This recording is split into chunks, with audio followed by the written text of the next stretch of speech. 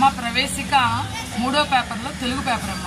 ఇందులో మీకు ఆల్రెడీ పుత్తడి బొమ్మ పూర్ణమ్మ గురించి కొంత చెప్పున్నా లాస్ట్ పార్ట్లో కదా.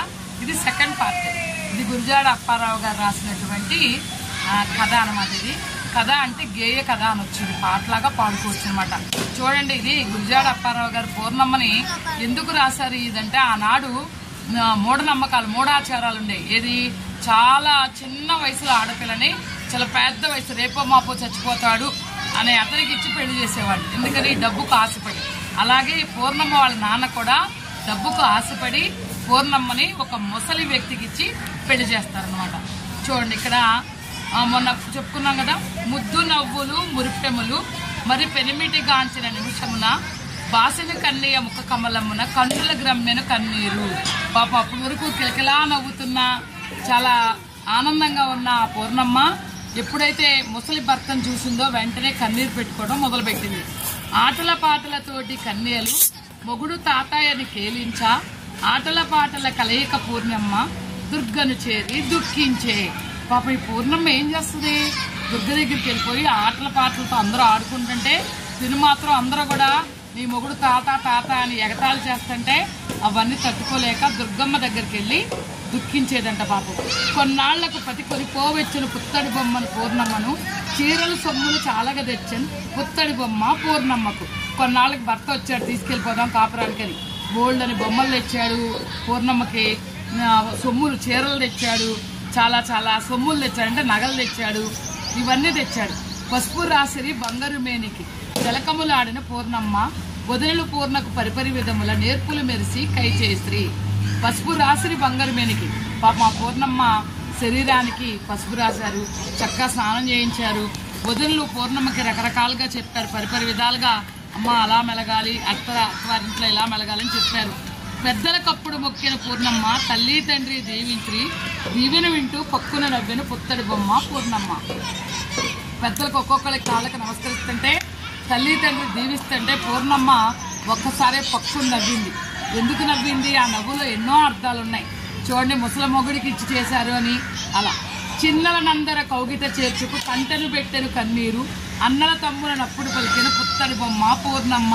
చిన్నోళ్ళందరినీ దగ్గర తీసుకొని పాపం ఒకటే కన్నీరు పెట్టేసింది. అన్నల్లారా తమ్ముళ్ళారా అమ్మను అయ్యను కానండి బంగారు దుర్గను భక్తితో కొలవండి అమ్మలకమ్మ దుర్గమ్మ. ఓ అన్నల్లారా తమ్ముళ్ళారా అమ్మని అయ్యని చాలా జాగ్రత్తగా చూసుకోండి, బంగారు దుర్గని భక్తితో కొలవండి.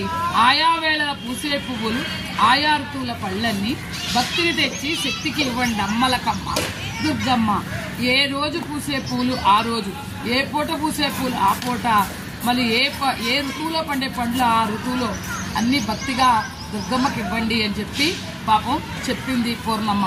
నలుగురు కూర్చుని నవ్వే వేళ నా పేరు ఒకతరి తెలవండి, మీ కన్న బిడ్డలను ఒకతకు ప్రేమను నా పేరు ఇవ్వండి.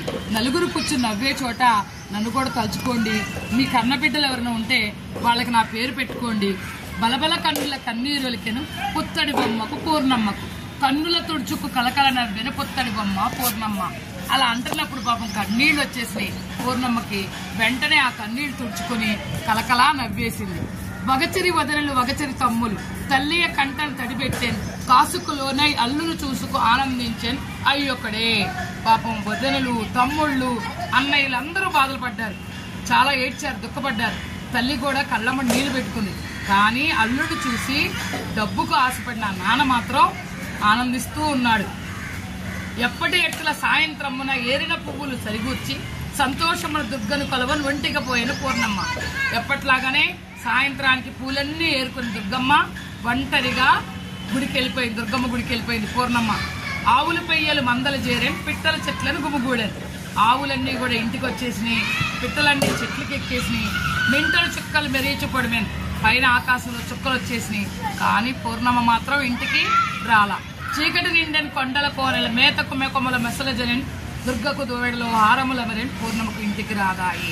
దుర్గ మెడలో హారాలు వచ్చేసినాయి, తర్వాత మేతకెళ్ళినటువంటి అని తిరిగి వచ్చేసినాయి. మొత్తం కొండా కోనల్లో చీకటి నిండిపోయింది. కానీ పూర్ణమ్మ మాత్రం వెడుగులు దుర్గను చేరండి పూర్ణమ్మ.